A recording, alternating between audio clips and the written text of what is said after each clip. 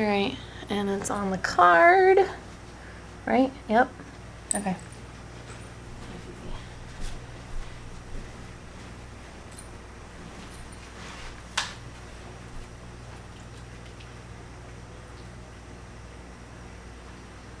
Hi, thank you for coming in. Hi.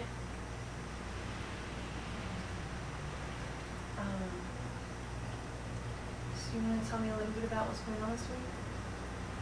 Well, excuse me.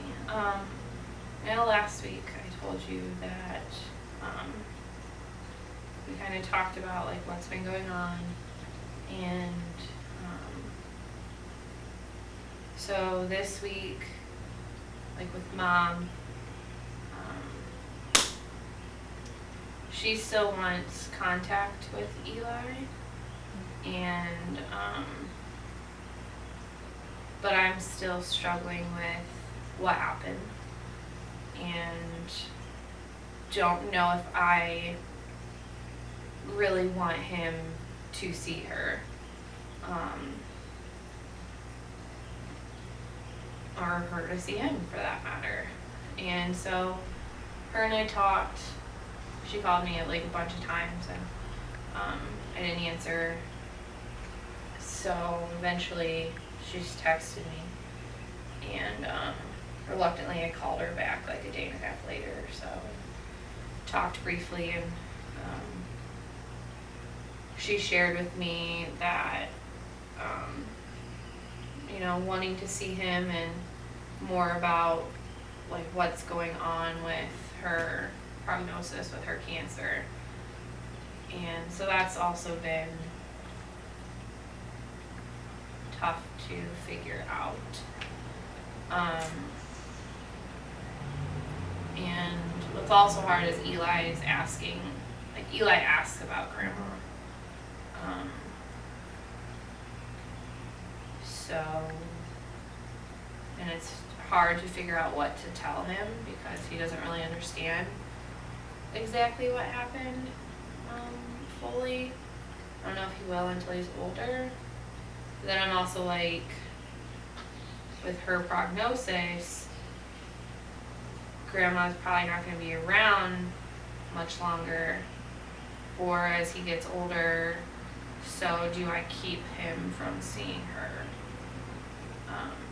So that's been affecting me, trying to manage the anxiety that I've had, worrying about him, worrying about the situation, worrying about me,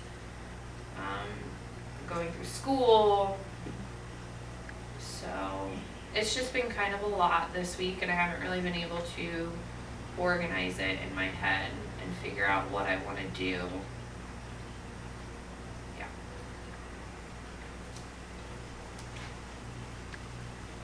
Okay.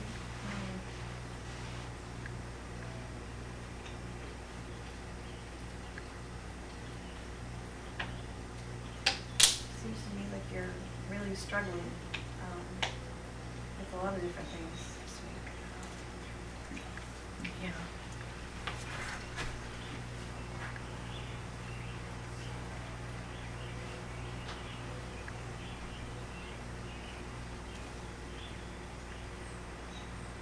How are you feeling about about contacting your mom again?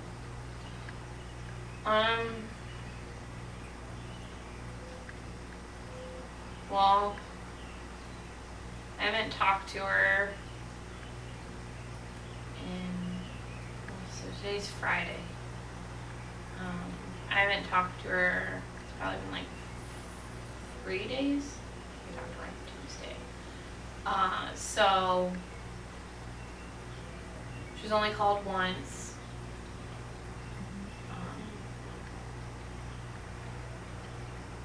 And I just don't know. I worry about him, not talking to her, not spending time with her, not getting to know her more before she could pass soon. So, but that's also my mother So not only is he losing a grandmother, I'm losing a mother. Which I feel like I should be. I still have so much anger about what happened. That, you know, my mother's dying of cancer, yet I'm not just completely sad. I'm still really angry what she did to me, what she did to Eli, what he had to go through as a result of her calling CPS, what, you know, he still kind of mentions it, like talking about the family that he was with for a day. It's not very often. I mean, it's rarely, but, you know, he still, like, remembers it to an extent. And, you know, he was with someone else for a whole, like, couple days. And I don't like that. I'm upset that he's gone. That a result of her calling CPS was he was taken from me. I didn't have my son. He was with someone else. I couldn't have known what was going on. He could end up being someplace way worse, which everything could be worse. So I provide a good home. Like, I know we've discussed that. We discussed that last week. So, and Mom just kind of thought that my time, everything with school and stuff, I was struggling. So, but I just feel really angry at her. It's like 90% anger, 10%, 90% anger, no, 80% anger, 15% sadness, and like 5% fear. So it's like just a lot of anger. And I feel like it shouldn't be all anger, but I don't know how to forgive her.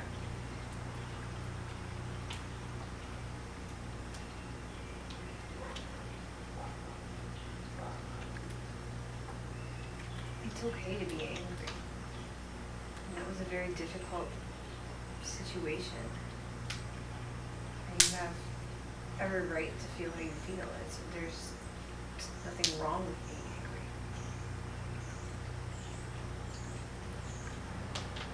But anger isn't always the deepest emotion. You feel like, I guess I'm just wondering if you feel like it's covering.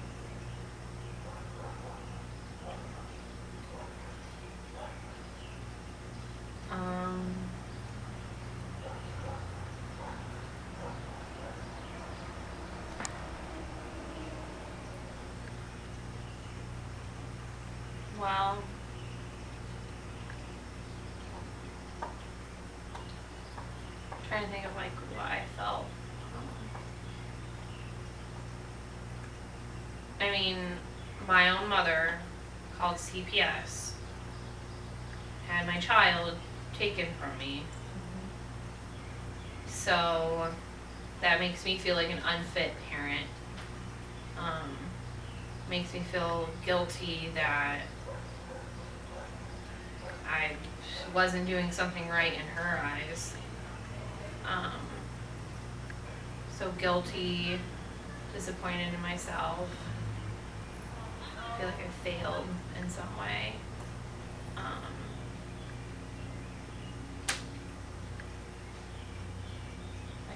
Like I disappointed her. And I never wanted to do that because I have been trying to provide a good life for myself and also for Eli. And it's like it wasn't enough. So it sounds like what I'm hearing you say is you're feeling not only sad and angry, but you're feeling like you were judged. By my own mother.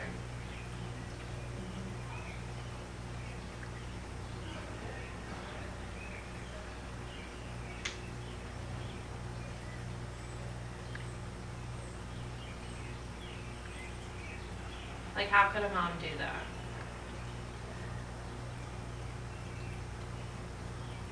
When you just made that statement, I'm just wondering,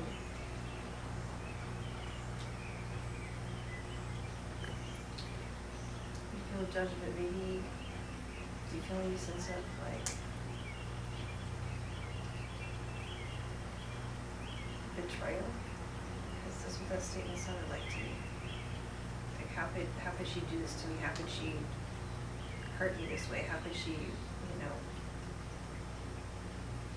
Hurt Eli, hurt me.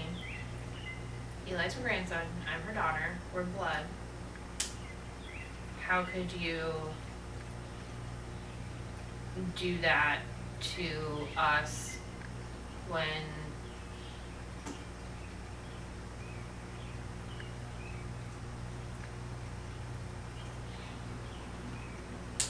I still don't even understand. Like, I had school, and I guess her concern was that I had left him alone. And so that was wrong. I shouldn't have done that. But I didn't know what to do. So it taught me a lesson, but I wish she'd come to me first and told me. Like, I know, like she said, like, you shouldn't leave him alone. But I had no idea that CPS was going to be called. And then, knock, knock, knock, there they are. Hey, we got this report. And the rest is history. So yeah, I betrayed like she went behind my back. You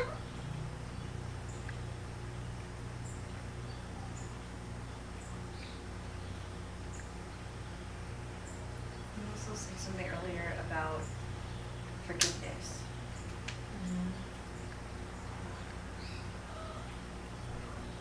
I feel like she's dying.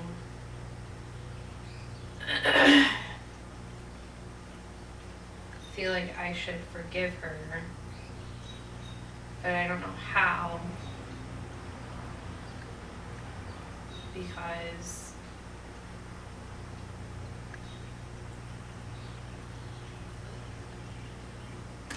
in the future, if I don't forgive her and I don't really see her or spend time with her, Eli doesn't see her, spend time with her, and she does pass, which is likely,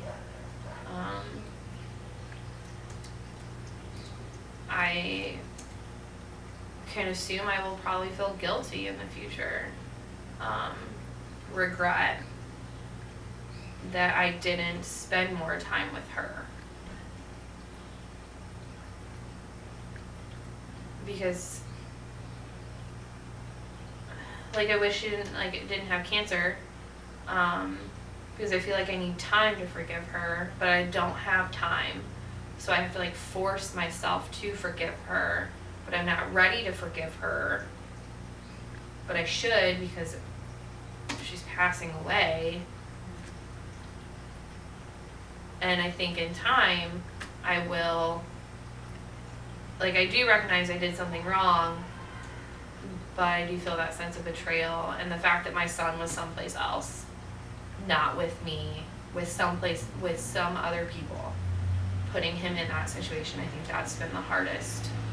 That's been really hard for me. So I do recognize I did wrong, but I think it's still looking at, she should, calling CPS, that's what happens. Child goes away, so she should have known he was going to go someplace else. And I can't imagine that she wanted, well, maybe she did want that. I guess that's what she would have wanted, but I don't understand that either. How she could want him someplace else and not with his mother. I don't like that.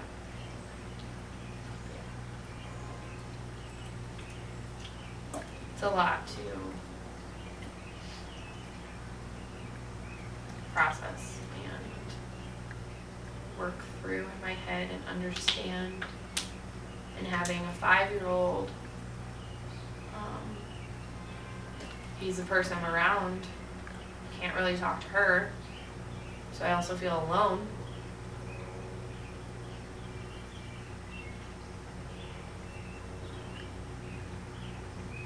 Since people have conflicting emotions going on in this situation, and that's okay.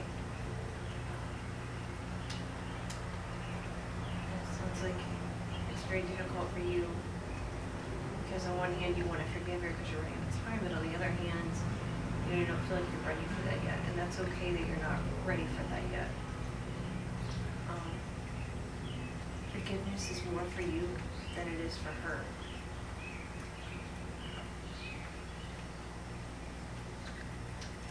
One day you may be able to sit down and have a conversation with her about this and be able to understand why. I feel like it's that conversation's going to be with a headstone.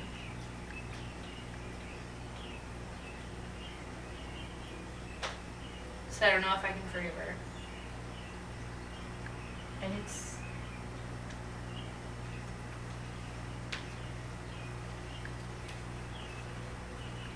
okay, like, to feel what you feel, and it's okay to take the time you need to take to deal with that.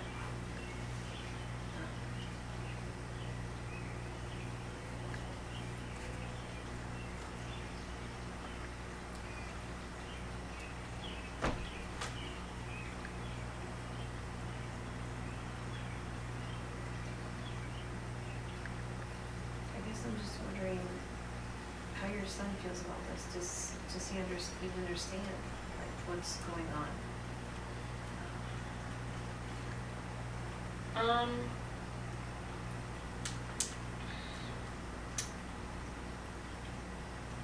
Like, specifically about what? Have you told him about your mom being sick or anything?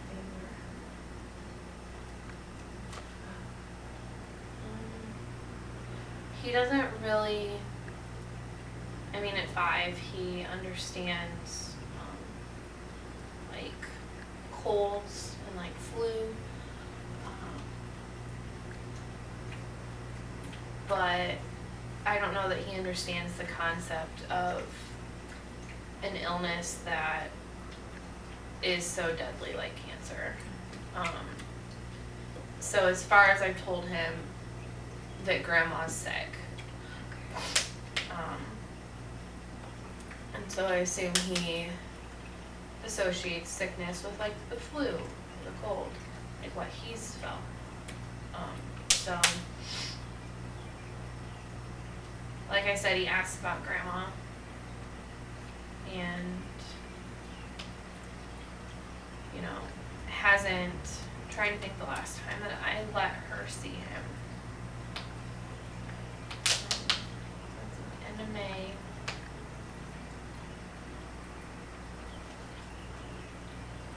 So it was middle of second week of April that CPS was called.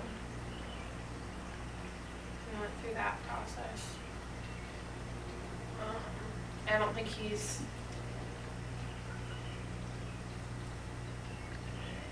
seen him once since then. And it was because I wasn't allowing her, and she just showed up at school around the time I was going to pick him up. So I saw her then, and so that's been beginning of May, so about a month. So he asked about her.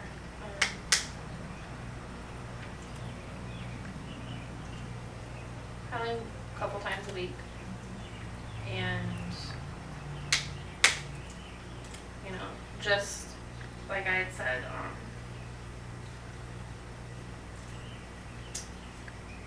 she found out about the cancer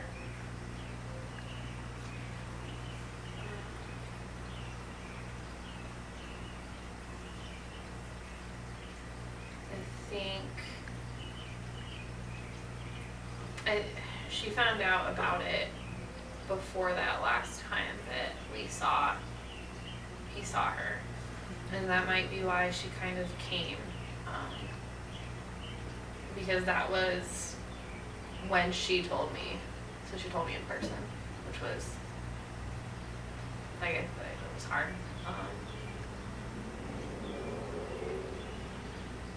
Because I was so angry. And so when he asked about her, it's, can't see grandma, she's not feeling well, she's ill. We don't want you getting sick. Or I don't want you getting sick. So it sounds like she wants to see him. Did Mhm. she express an interest in seeing him again? Mm-hmm. Yeah. And it seems like he wants to see her if he asks about her all the time. Yeah, and that's what I'm struggling with. So would you be willing to let him see her while you're there to make sure everything is okay? Like, even if it's just for a few hours? Yeah, I think so.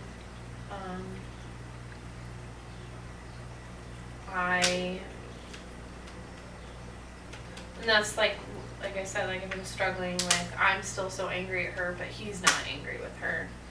He loves her. And do I love her? Yes, I love her, but still angry. And he wants to see her, I know he does. And I shouldn't allow my anger to keep him from seeing grandma when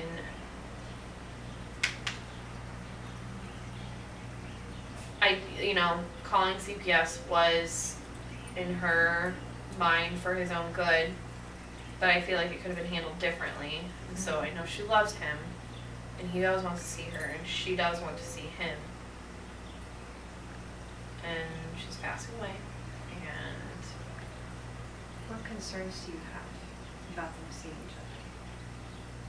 Because it seems like It's- they're very worried. I don't know that, obviously cancer's not contagious, not worried about that.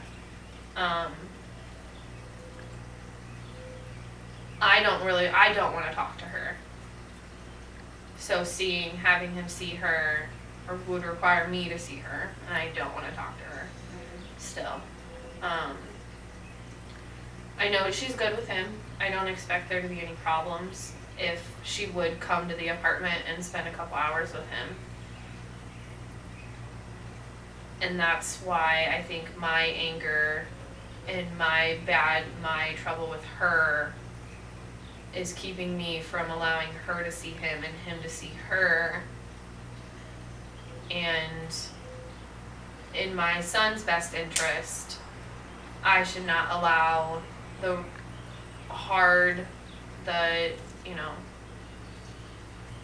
cut off relationship with mom to affect him.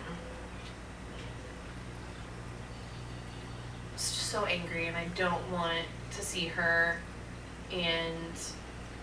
but my anger, I should not allow it to affect him seeing grandma, because this is her and I's thing, not his and her, not something between them.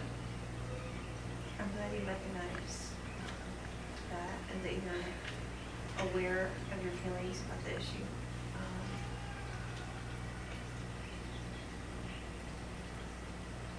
I guess I'm wondering if you're worried about talking to her.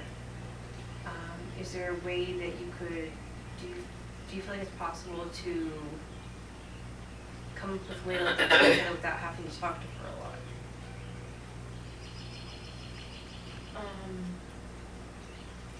I mean, and by talking to her, I don't really want to talk to her face to face. I don't really want to hear her voice. That just brings back just more anger. I would be willing to text or email. Texting is going to be easiest, and she does text. So I guess I could say and text her and say, something along the lines of, I know we're not okay right now, I'm still upset, however, our problems should not affect you seeing Eli. Alejandro, get out! Sorry. And say something along the lines of, you know, our problems shouldn't affect you seeing Eli and Eli spending time with his grandmother. And then provide her with times that I will be home, and I can tell her I would like him to see you. And then provide her with times that I will be home when he is not at the sitters. So ideally, could mom babysit him? Yes. However, I'm not ready. I'm not comfortable with that quite yet. I want to be there.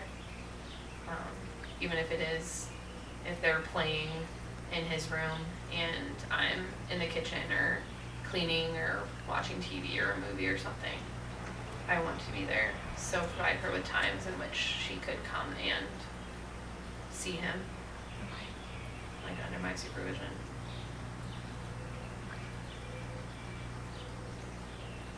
Oh, I guess that makes me think that, and I don't know what she would say to him, if she would say anything to him, and this might be my, like, fear that I disappointed her.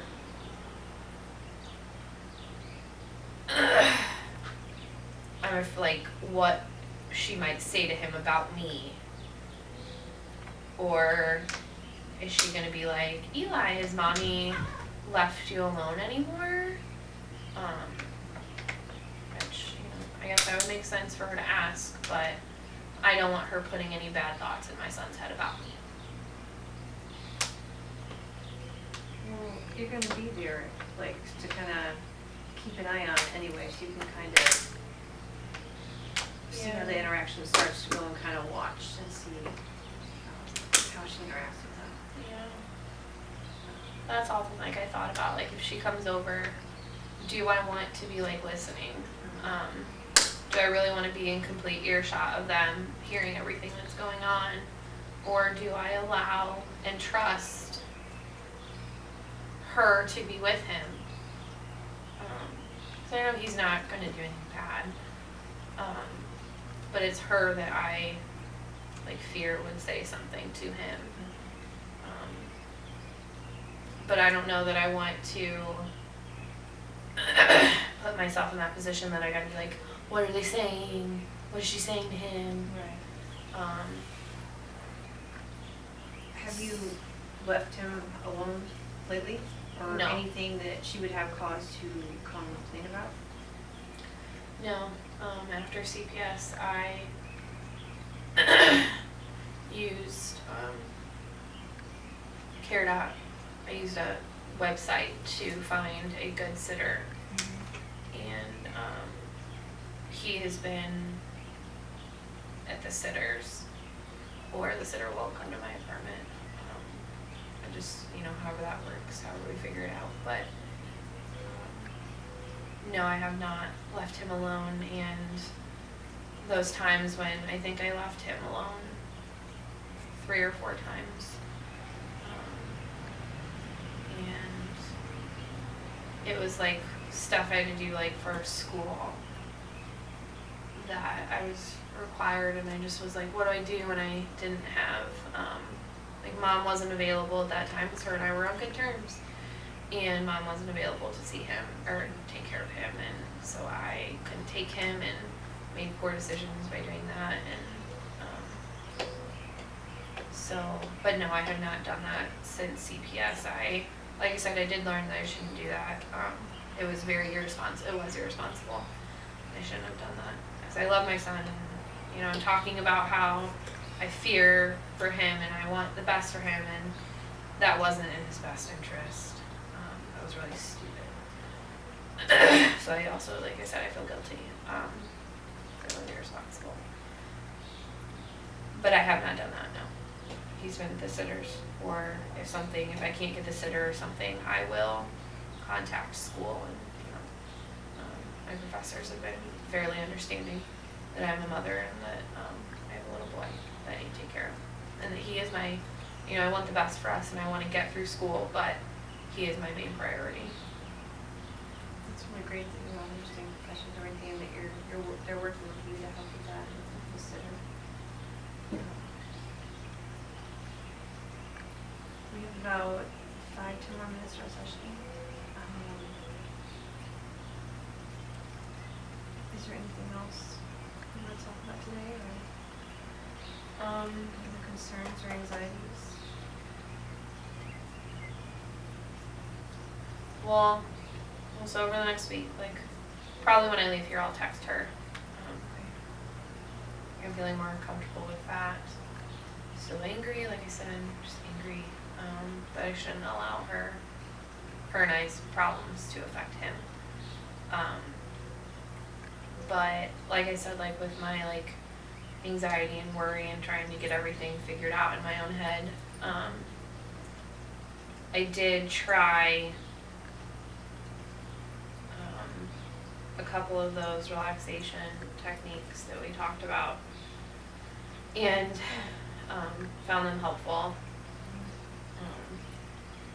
So I used one of the breathing exercises and then the progressive muscle relaxation at night. I will typically do. And those are both working for you, Kristen? Yeah, so I'm wondering if you have any suggestions of where to find more, or if you know of any more that I could possibly utilize, or like how to continue, because I have seen them, like, although I've struggled to like process things and I have been anxious, I've been able to like reduce some of that anxiety, but I want to reduce it further. So I'm wondering about alternative, like more things that I could utilize to kind of increase my like toolbox of coping strategies for when I am feeling anxious or, you know. Okay. Well, it sounds like you've got a couple really good coping skills that you're using now. You said you like progressive muscle relaxation? Yeah, I like that a lot. Breathing techniques. Have you tried yoga? That involves a lot of breathing techniques. That'd be good. I think. I actually think that would be really good for Eli and I to do together. To get him, you know, we play outside and stuff, but I've heard of like simple yoga things for children. I think that could be cool for us to do together. What do you think? Like, what do you think about doing that with him? I think that if it's something you're both interested in and he likes it when you try it with him, I think that's fine. Just to try it and to see if he likes it or if he can physically do the moves and everything. That's a good, yeah, that's good. Because I do, we go on, like I said, we go on walks and so I've been doing that too, to help kind of manage stress and anxiety as well. And I'll take him with me, so I don't leave him, obviously. I don't want to play outside. But I think that would be good. Yeah, yoga would be good to incorporate. Okay. Any other interests you have or things you like to do together to relieve stress? He's a little boy, he's 5, so I just play with toys, like cars. He enjoys, like, it's kind of funny that like he does enjoy playing with cars, but I like art a lot and I've done art, and it started out like he would stand behind me and kind of watch me, and then, you know, he's like, I want to try. So he's like done art, and I think that might be good for us to do together too. Yeah, that's great. That's great. That's definitely another activity you could do besides the yoga and the personal relaxation. Those are all really good stress relievers. So it sounds like you have a lot of coping skills and new ideas and things to try. So for next week, just try to keep using those to reduce your stress level. And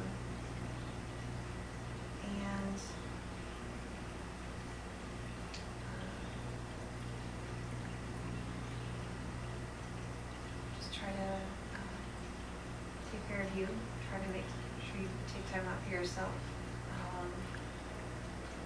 Because if you don't take care, you can't take care of yourself either. And that's your number one priority besides, so. So don't forget that. And I'll see you back here next week. Okay, sounds good, thank you. Thank you. I have fifers.